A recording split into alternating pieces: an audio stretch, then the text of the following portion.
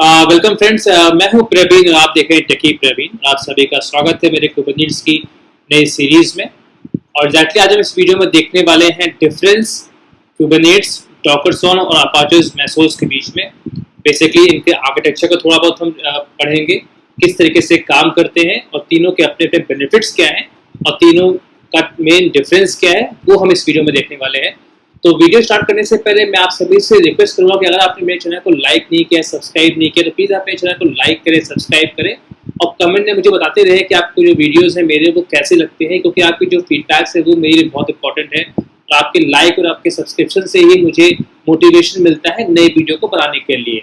ठीक है, तो प्लीज़ लाइक करें, सब्सक्राइब करें और शेयर भी कर सकते हैं। सो आइए स्टार्ट करते हैं। तो सबसे पहले इससे प्रीवियस वीडियो में मैंने जो आपको बताया था कि हमारे पास जो डॉकर ऑर्केस्ट्रेशन मैनेजमेंट सिस्टम है, टूल्स है, वो बेसिकली तीन बहुत ही फेमस सिस्टम्स हमारे पास है, टूल्स हमारे पास है। वो है कुबरनीट्स, डॉकरसॉन और अपाचे मेसोस। सो बेसिकली ये क्वेश्चन अराइज होता है कि हमें तीनों में से कौन सा पढ़ना चाहिए और तीनों की यूज़ क्या है, तीनों में बेसिकली डिफरेंसेस क्या क्या है और तीनों में कॉमन चीज़ें क्या क्या हैं। सो आइए स्टार्ट करते हैं। सो बेसिकली अगर मैं बात करूं तो Kubernetes and Docker Swarm supports composing multi-container services, scheduling them to run on a cluster of physical or virtual machines and include discovery mechanisms for those running services. अगर मैं Kubernetes और Docker Swarm की बात करूं तो वो दोनों जो है वो मल्टी कंटेनर सर्विसेज को सपोर्ट करते हैं, शेड्यूल करते हैं और एक फिजिकल और वर्चुअल मशीन के रूप में क्लस्टर के रूप में रन करते हैं, right. And includes discovery mechanism for those running services. और उसमें हम बेसिकली डिस्कवरी मैकेनिज्म भी हम उन सर्विसेज के लिए कर सकते हैं, उन्हें हम मैनेज कर सकते हैं। Apache Mesos is designed for data center management and installing complex applications such as Kubernetes on top of data resources. Apache Mesos की बात करें तो वो क्या है, वो बेसिकली डेटा सेंटर मैनेजमेंट के लिए ही डिजाइन किया हुआ है और बेसिकली कॉम्प्लेक्स एप्लीकेशन जैसे कि Kubernetes है उसे किसी डेटा रिसोर्स के ऊपर इंस्टॉल करने के लिए हम Apache Mesos को यूज करते हैं। तो बेसिकली जो बहुत ही कॉम्प्लेक्स एप्लीकेशंस होती हैं, जो डेटा सेंट्रिक मैनेजमेंट्स होते हैं, उन वहाँ पर Apache Mesos ज़्यादा यूज होता है।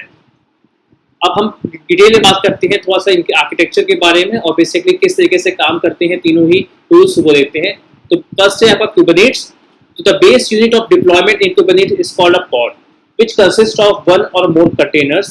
All of the containers in a pod are scheduled onto the same host and can communicate with each other over the local host loopback interface. Kubernetes resources are typically defined in configuration file, which can be written in YAML or JSON formats. So basically क्या होता है कि Kubernetes जो होता है वो pod के रूप में काम करता है। एक pod होता है, उसके अंदर आप एक या एक से अधिक कंटेनर रख सकते हैं। उस pod के बाहर होता है नोड, मतलब एक नोड होता है, उसके अंदर बहुत सारे pod हो सकते हैं और एक pod के अंदर बहुत सारे कंटेनर हो सकते हैं। ये इस तरीके से काम करता है। तो बेसिकली इसे आप पॉड फॉर्मेशन भी बोल सकते हैं और इसका पॉड जो होता है इसका बेसिक यूनिट है आपका Kubernetes का। और आपका जो Kubernetes है उसमें हम YML फाइल और JSON फाइल के रूप में अपने कॉन्फ़िगरेशन फाइल को रखते हैं, जो कि मैंने डॉकर पढ़ाते समय आपको बताया था। अब मैं लिंक भी आई आइकन में दे दूंगा, वहाँ पे आप देख लीजिएगा किस तरीके से YML फाइल और JSON फॉर्मेट हमें हम किस तरीके से हम किसी भी कॉन्फ़िगरेशन फाइल को बनाते हैं, राइट।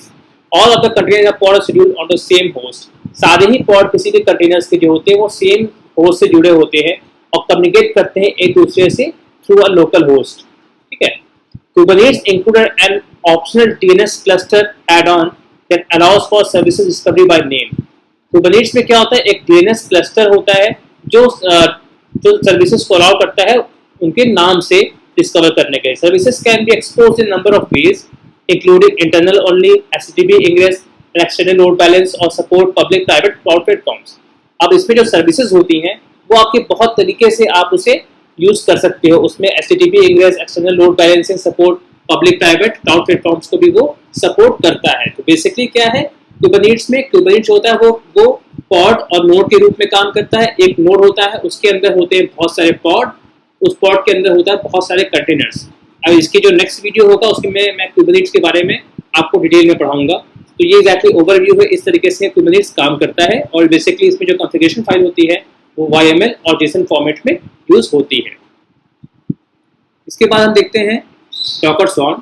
तो Docker Swarm services are defined using Docker compose file The same compose file that is used to bring up group of containers on a single machine can be run across many machines in Docker Swarm. This file is specified in YML. तो Docker सॉर्म में क्या होता है, Docker सॉर्म में भी आप YML और JSON दोनों फॉर्मेट में आप कॉन्फ़िगरेशन फाइल लिखते हो, जिस तरह से कुबरनेट्स में आप लिखते हो, ठीक है। इसमें आपको कंपोज फाइल मिलता है और कंपोज फाइल के रूप में आप कॉन्फ़िगरेशन फाइल बनाते हो और उसे आप यूज करते हो, ठीक है। इसमें भी आप ग्रुप ऑफ कंटेनर, एक मशीन के ऊपर बहुत सारे कंटेनर्स को चला सकते हो using Docker Swarm. Docker Swarm also includes a DNS server out of the box that allows for service discovery by name.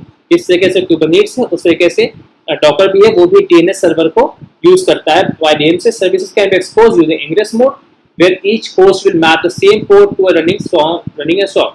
तो जो आपकी सर्विसेज होती हैं इसमें वो इंग्रेस मोड में काम करती है, यानी कि जो होस्ट होगा आपका वो हर पॉड का अलग अलग तरीके से वो रन करेगा और सबके लिए अपना डिफरेंट कोड होगा, ठीक है।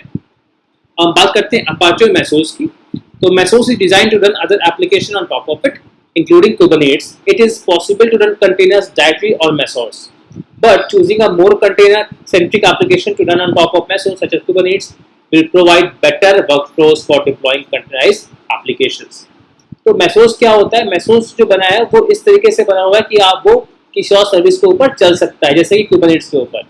It is possible to run containers directly or Mesos. Mesos के ऊपर भी आप डायरेक्टली आप Mesos के थ्रू भी किसी भी कंटेनर को रन कर सकते हो, बट किसी और सर्विसेज को यूज करके उसके ऊपर चलाना ज़्यादा आसान और ज़्यादा बेहतर रहता है। Apache Mesos runs other software such as Kubernetes or Docker Swarm. Mesos project does not native support services. Apache Mesos जो होता है वो रन करता है अदर सॉफ्टवेयर जैसे Kubernetes और Docker Swarm के ऊपर, और Mesos project जो होता है वो बेसिकली आपका नेटिव सपोर्ट सर्विसेज को सपोर्ट नहीं करता है, ठीक है। अगर मैं बात करूँ इसके एक बेसिक ओवरव्यू के बारे में, तो वो है कि डॉकर सॉर्म रिलीज हुआ था मार्च 2013 में, स्टेबल रिलीज हुई थी जुलाई 2019 में, कुबरनेट्स 2015 में आया था सितंबर 2019 को, और इसका जो वर्जन था 1.1.16 ये सितंबर 2019 में आया। मेसोस मैराथन को 2016 में आया था, स्टेबल रिलीज थी अगस्त 2019 में। डिप्लॉयमेंट की बात करते हैं तो डॉकर सॉर्म में YML बेस्ड होता है, कुबरनेट्स में YML बेस्ड, और मेसोस में यूनिक फॉर्मेट होता है। स्टेबिलिटी की बात करते हैं तो comparatively new and constantly evolving. Docker Swarm जो है वो काफ़ी नया है और वो बेसिकली अभी इवॉल्व हो रहा है। Kubernetes quite mature and stable with continuous update. Kubernetes जो है वो बहुत ही मैच्योर और आपका बहुत स्टेबल है, और इसमें आप लगातार इसमें अपडेट भी आते रहते हैं, और कुबरनेट्स बहुत फेमस भी है। मेथोस जो है मैराथन में बहुत ही मैच्योर है। डिजाइन फिलॉसफी देखें तो डॉकर बेस्ड है डॉकर सॉर्म। कुबरनेट्स जो है वो पॉड बेस्ड रिसोर्स ग्रुपिंग है, और मेसोस जो है वो C groups and control groups based in Linux है। इमेजेस सपोर्ट देखें तो डॉकर सॉर्म जो है Docker image format use support करता है। कुबरनेट्स जो होता है वो डॉकर सपोर्ट करता है डॉकर की इमेजेस को, और RKT को भी एंड लिमिटेडली को भी करता है। और Mesos Marathon supports mostly Docker.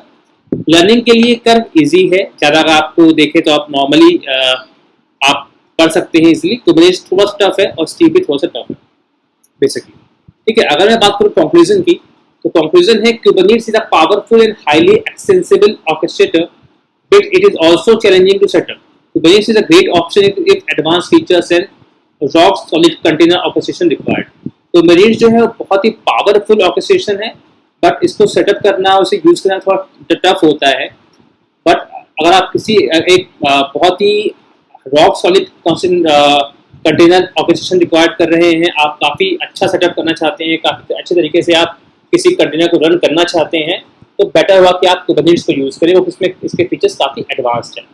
Docker Swarm is a great option if simplicity and the ability to scale existing Docker compose services are requirement. Docker Swarm भी अच्छा है, लेकिन अगर आपको सिंपल कोई प्रोजेक्ट बनाना है उसके लिए, और उसको नॉर्मल स्केल करना है, तो उसके लिए डॉकर सॉर्म बढ़िया है।